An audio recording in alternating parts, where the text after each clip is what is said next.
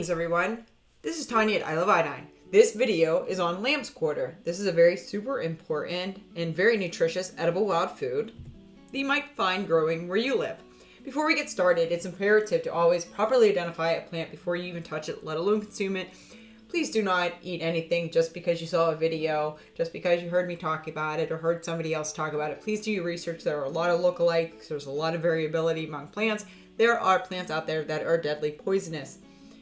Also, that applies to berries and trees. So make sure that you are very aware of what you are doing before you do it. And you are responsible for your actions. I'm not responsible for what you do.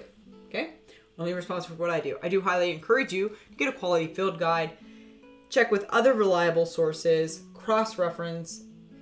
Definitely check out the USDA Plants Database. Excellent source there. And also, maybe if you have a knowledgeable forager in your area, maybe have them go out for a hike with you.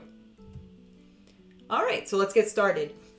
Lamb's quarters. You might see it spelled the way we saw it at the beginning, or you might see it spelled like this. I kind of prefer it like this myself. This is Chenopodium album. There is lots of other different types of plants in the Chenopodium genus. Make sure you know the difference. This is commonly called wild spinach, goosefoot, pigweed, Fat-Hen. Chickens like it. Pigs like it. That's why they call it that.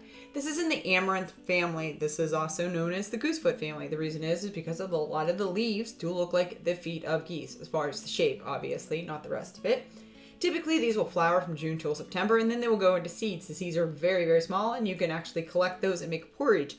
As you see here on the illustrations, you will see that, it has greater variability in the teeth down at the bottom, but as it goes to the top, especially when it goes into the flowering and the seeding stage, that will have lance-shaped leaves at the top, as you can see in the other illustrations as well. Now, the other thing to consider with this is after this, I'm going to actually show you the USDA, the RDA of different minerals that this plant has. It's extremely high in calcium, which is a very great way to get your calcium, especially if you don't consume dairy, is to get it from your greens, this being one of the best sources. As we're looking here, we see the white undercoating on the bottom of the leaves, and as you'll see in the new fresh leaves at the top, they'll have this kind of dry, almost semi-powdery coating on it. It's totally safe to eat. I eat it all the time. You can eat this plant raw. And the other nice thing about this plant, when you do find it, you usually do find a nice cluster of it growing. It is a weedy annual. Thus, you don't have to wait for a biennial. You can just eat it as you find it. A lot of people will actually take it out of their garden because they want to protect their cultivated plants. I actually encourage this one to grow. It grows incredibly easy, and it's free food with zero effort. As you can see, some in the middle close-up of that goosefoot shaped leaf. And as you see on the right-hand side, you see those lance-shaped leaves up at the top. And this gives you an idea with my hand being there about how big this plant is. We're going to go out in the backyard after this and definitely check it out in my yard. And this is the beginning of June. Gives you an idea of when it might be growing around your area. It hasn't gone to flower yet. It's a little late for this season due to the fact that we had snow the third week of April. So everything's kind of delayed a few weeks. Keep that in mind. Things do change from year to year. There is variability from year to year and also from region to region within a state, depending. I'm in Maryland currently. If you're in the mountain area, it's going to take a little longer. If I get closer to DC, where I used to live in the county outside of DC, they definitely end up coming into season a little bit earlier because it's warmer. All right, so how are we going to use this plant? For edible uses, tender leaves and tips, seeds. There is nothing about this plant that is poisonous, but be careful. Do a proper identification. There's a lot of plants out there that are, in fact, poisonous. The size of this one is typically 1 to 3 feet. As stated, it's an annual. Add it. You can have this raw in salads. You can steam it, saute it. Eat it just like you would spinach. Add it to soups, casseroles. If you want to put it into smoothies for some extra greens instead of adding some kale, throw this in there. You get a great nutrient boost. You get some fresh wild food. We have to think about food being shipped, especially now, more so than ever, the cost of it. And in this way, we can actually just go out and maybe get things in our yard, help with the environment, and also help with our nutrition as well. The leaves, you can dehydrate them for later use, and you can blanch and freeze them just like you would spinach. That way you can have them in the wintertime. Now the seeds, once they're there, you can collect them in a little bag, and once they're dry, and then you can eat them just like you would amaranth. If you're not familiar with amaranth, I highly encourage you to check it out. It's a really good one. You can buy it at most grocery stores around the country.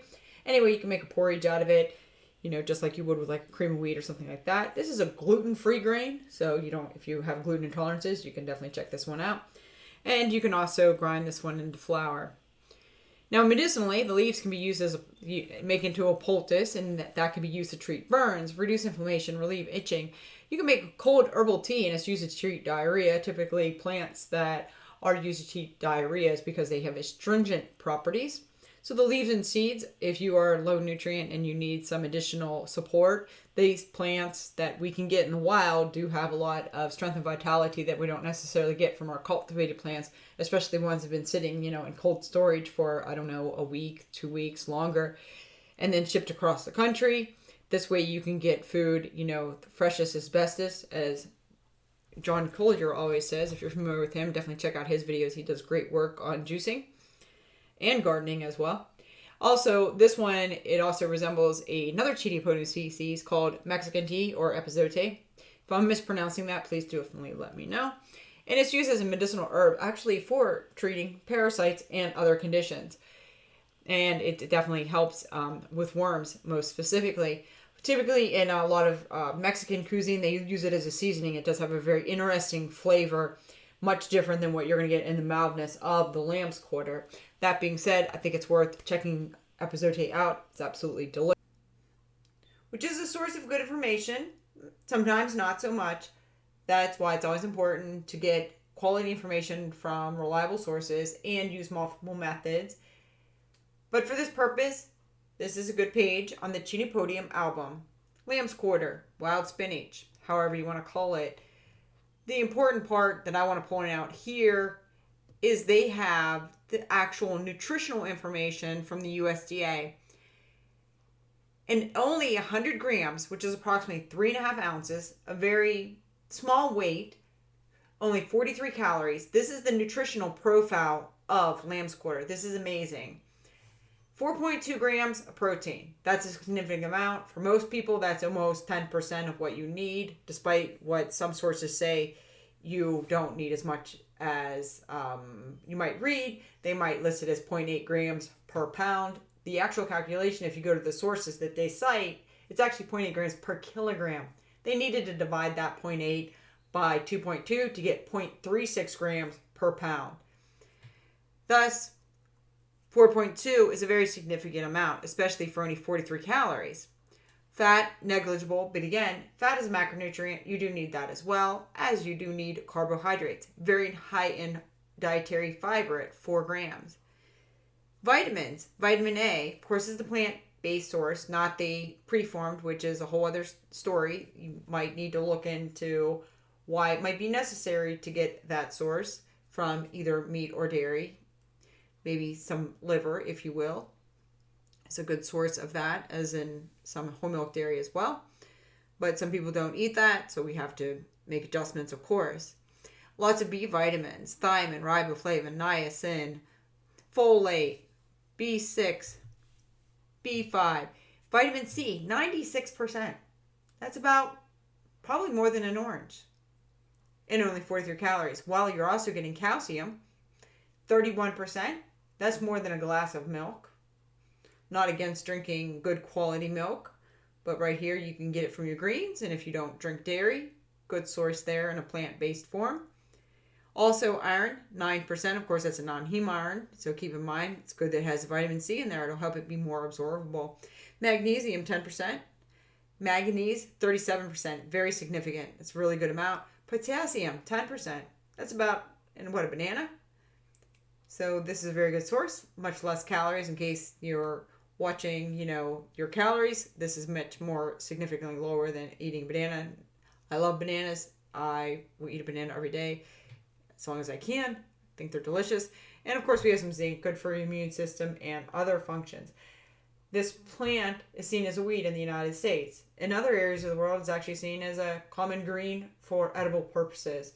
Thus, we might want to look at that a lot. In India, they have a lot of dishes where you can get some good recipes. Of course, just sauteing it up with maybe a little bit of oil or ghee, maybe a little bit of onion, garlic, some seasonings as you would like. Add it, to your rices, any of your other entrees. I add it to eggs as well. I prefer this one, as I stated, cooked rather than raw. That's, of course, up to what I choose to eat. But you can, of course, eat it raw if you would choose to. Of course, this is also a good thing if you do have animals that you're raising, good cheap chicken feed. That you might be able to feed them and keep them nice and healthy. And then they can maybe produce for you as well in various methods. So these are just some things that we can get. So keep these things in mind. We're going to go outside and definitely check out this plant in my backyard and see what it looks like up close and personal, with me looking at it. All right, hope this is helpful for you, and just wait one moment. We'll be right back. Now we're out in the backyard. This is the lamb's quarter that's growing out here with the wild lettuce, with the pennycress, the mallow, and a few other things, the wood sorrel, and we got some catnip and everything growing wild. I put absolutely zero effort into this. I mean, if I put any less effort into it, well, it wouldn't be wild, I guess. Anyway, here is the wild spinach, the lamb's quarter, growing here. Now this is a really tall one. It's getting ready shortly to go into its flowering stage. Then it'll go into seed. Of course, we can collect those for porridge. Thing of note, we have these nice goose-footed shaped leaves. Not as much white on the older plant, the taller plant. But if we go down to these young ones and flip the little leaves over, oh, come on, flip, flip, flip, you're gonna see more white. Again, it's very good to get your microgreens. We can get these young, tender leaves, much healthier, much more nutritious. This one here, we'd be better off waiting for this one to go to seed. A lot of the energy is actually being transferred from the leaves into the inner stalk, going in to make the flowers, which will go to seed. Then we can use it there. Very good protein source as well once it goes to seed. And we can just see these up close. Get a thing on the stalk. This isn't a square stalk, it's not a round stalk. It has some grooves. See if we can get a close up there. Definitely check that out. And again, this one's about 2 foot. The other one's about maybe 3. Things like that nature. You're gonna see about 1 to 3 foot is about typical. Again, this is the best time. Now this one is one that I prefer to cook. It tastes better to me, but having some of these tender young tops like that, very delicious, nice little nibble that you can get, good nutrition. But in my preference for the raw greens would be, again, the wild lettuce, some dandelions as well. I hope that's helped you with your identification of lamb's quarter. Chenopodium album. Grows wild, might be growing wild where you live. If you want, please leave a comment, ask a question, check out my website, please like, subscribe, set the notification bell, do whatever you would like. And I hope this is a very good day for you. Be well, take care, peace and love everyone.